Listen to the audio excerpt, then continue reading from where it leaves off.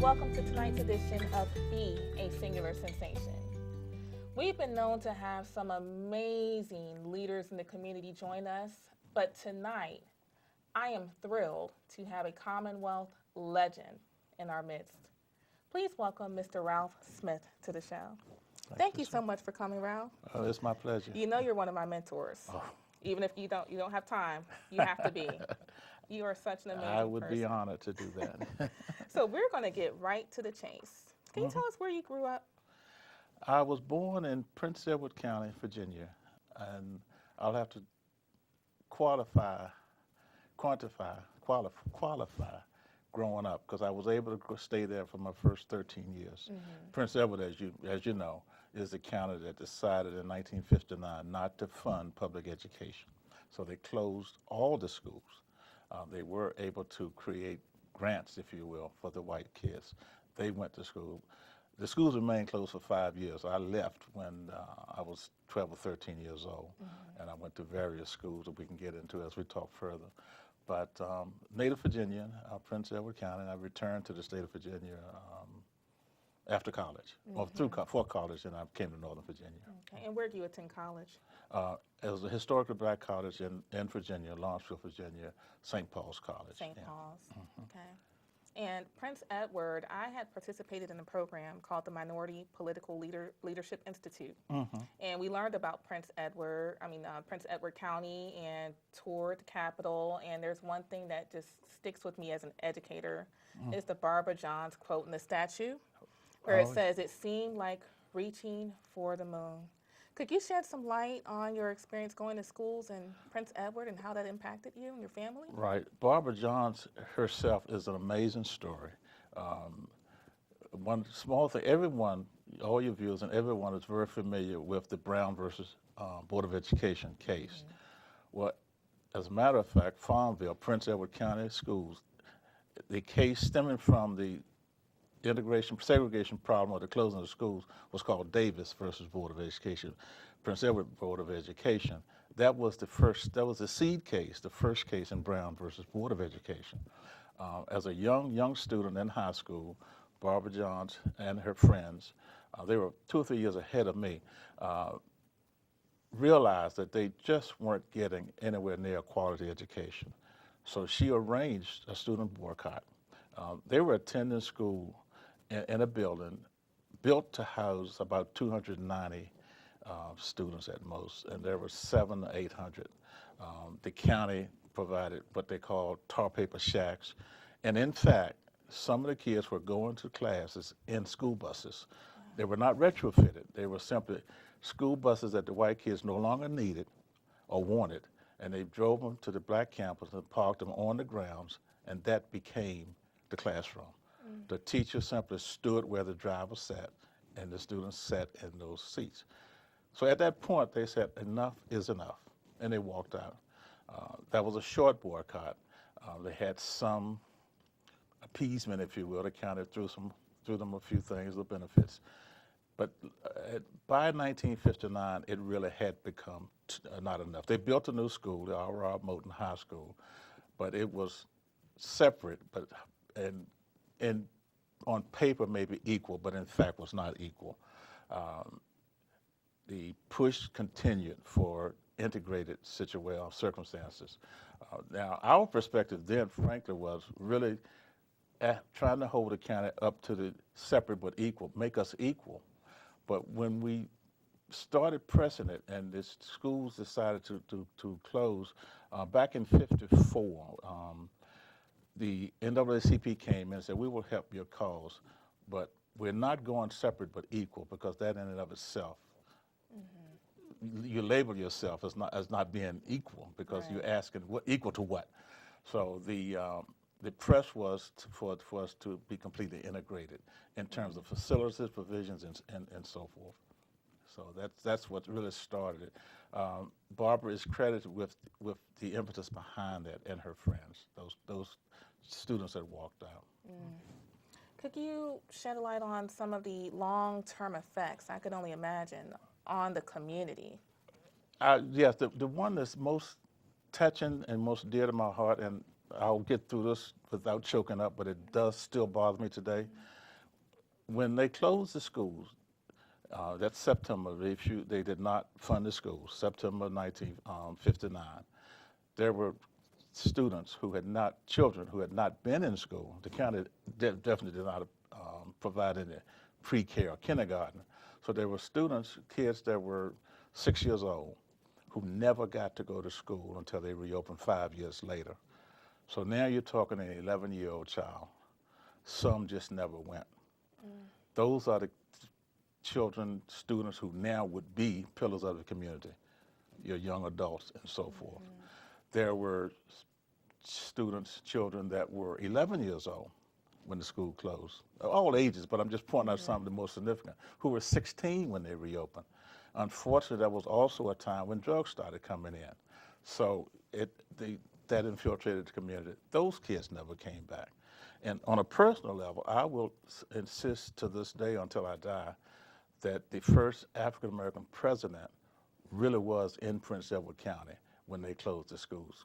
Because there were students that were extremely smart, and their parents could not afford to send them away to school, and they missed five years, and they had become breadwinners to help raise their families. So they had a long time. Now, I will admit that the county has come around in the last few years, and they're starting to work with, and we are getting assimilated, and we have now African Americans on the school boards, on the councils, and so forth. That's fine, but a lot of it is simply too little, too late. And it's so disheartening to hear, you know. Yeah, and not to interrupt you, but from a personal level, it's not too self-serving, but I was very close to my parents, and I never got to grow up with them as a teen. And I forever will hold it against the county. I mean, we did the best we could, but where they had to send me to school, they simply couldn't afford for me to come home even on holidays. So there were long gaps that I did not get to see my parents or interact with my parents. So, and I'm not the only one. Not all of us, all of the students were fortunate enough to get out. Those who did, we did pay an emotional price. For the importance of an education. For the importance Something a lot of children today take for granted. Absolutely, and they will always get that lecture from me, the importance of getting that education and beyond. One can only imagine how your upbringing has formed you as an adult. And what I want to get into is even in your young adult years, just John Lewis, one of his quotes is, sometimes you have to get in good trouble, good necessary trouble. And I've been known to get in some of that good trouble. Sometimes you have to take a stand. Right. And could you tell us about your time as with the Freedom Summer?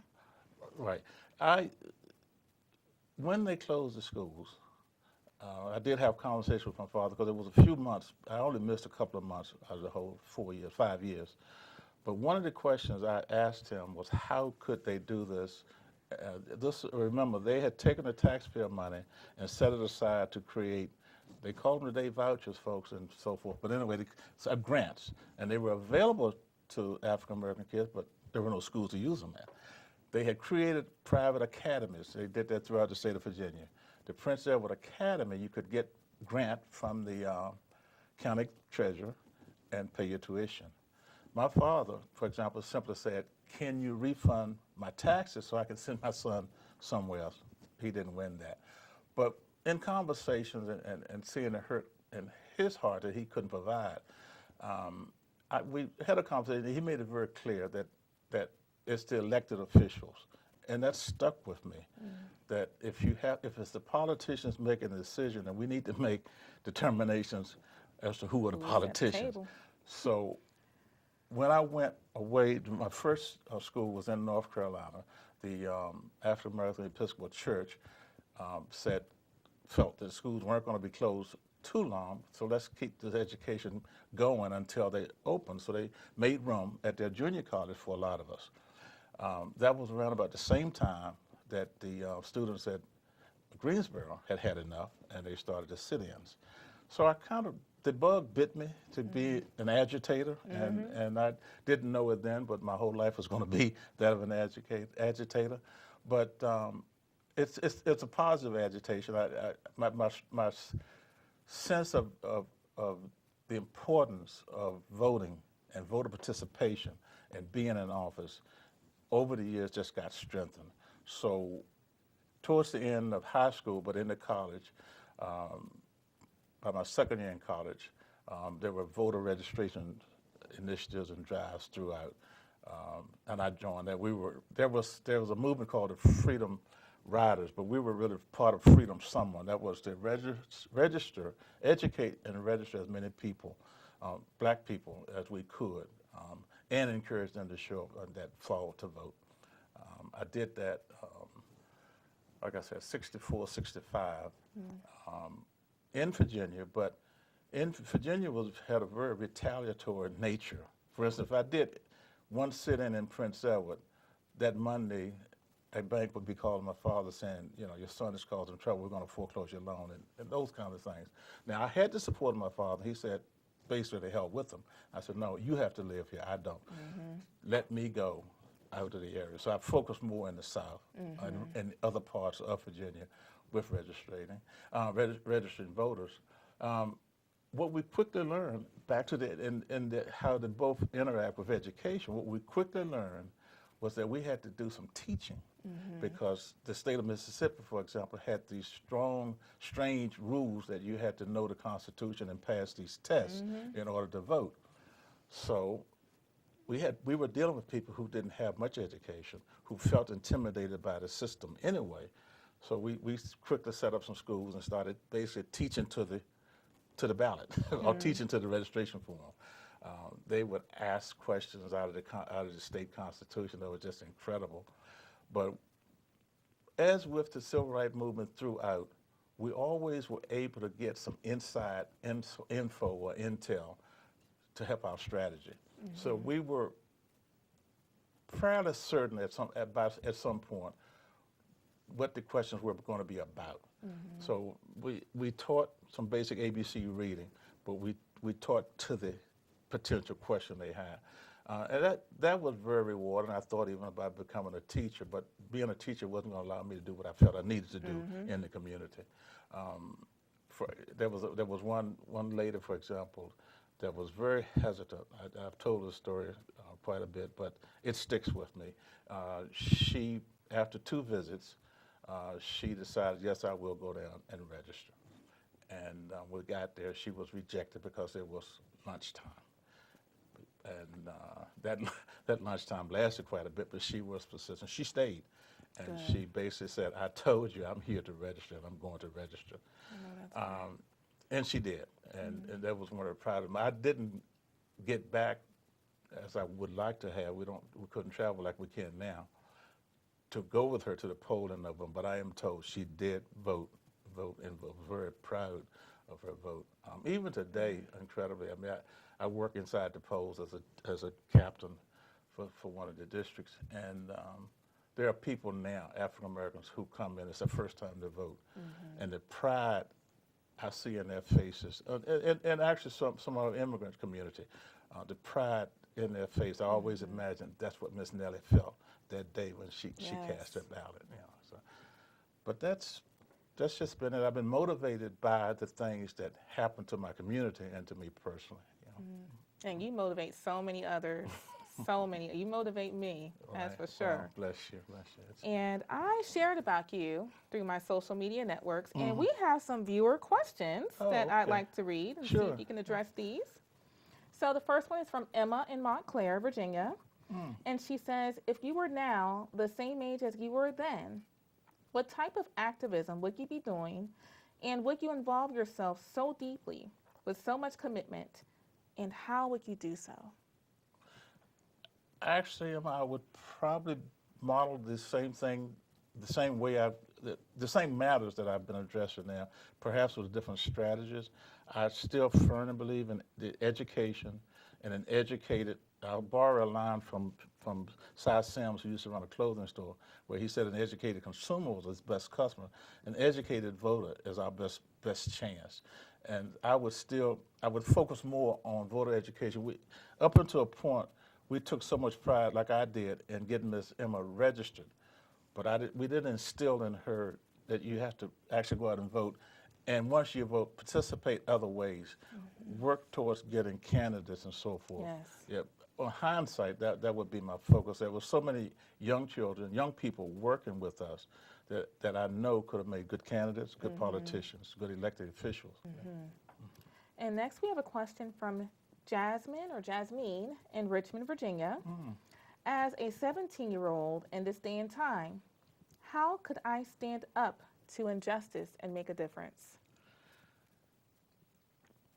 One of the strongest things we have going for us is our youth, particularly 15 to 20, earlier, but also the 15 into the young adulthood.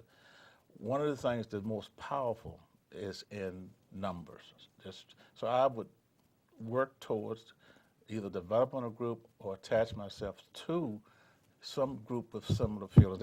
If you sit down and start talking to your friends, there's typical questions like, what do you like about where you live? What do you know why your parents moved here? What were they looking for? And you start, what you find, you have common concerns. Is the education I'm getting, is it funded well? My chance of going to college, I might have to get $160,000 or $200,000 loan to go to college. You start having those shared interests and issues, and you grow in strength in numbers. And politicians will listen.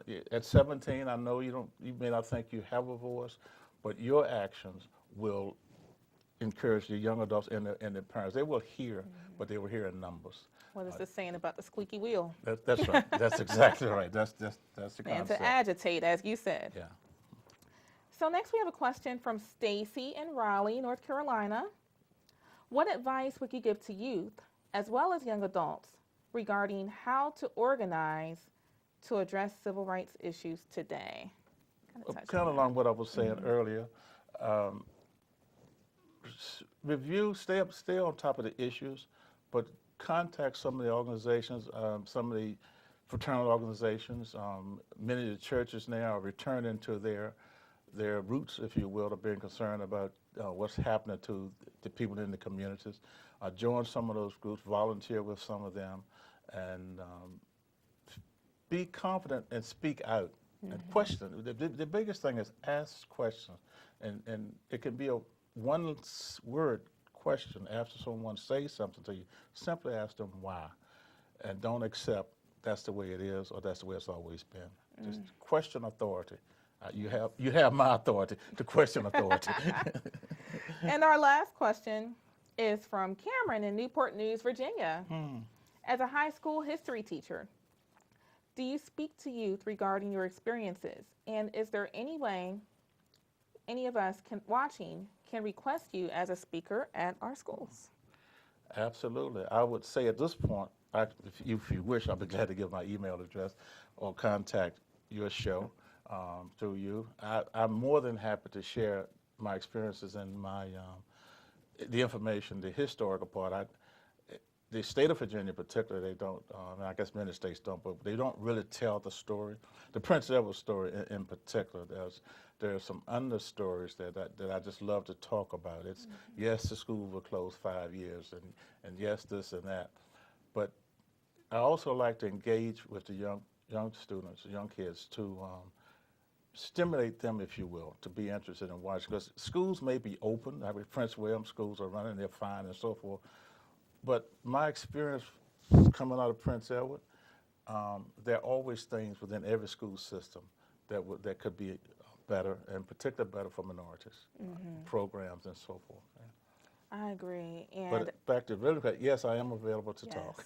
And what we'll do is we will post that information on our blog so you can get in contact with Mr. Smith directly. That's fine. Yeah. And, Mr. Smith, it's unfortunate that at this time, this is just a 15-minute show. It was the quickest 15 But minutes. you and I need to get together for lunch because I could listen to you and learn from you all day, and I have to bring my son around. But until then, we will add information and post several links on our blog, beasingular.sensation.blogspot.com. Remember to be your child's biggest cheerleader. As Mr. Smith said, ask questions. There's nothing wrong with asking why. And most of all, remember to be a singular sensation. Good night.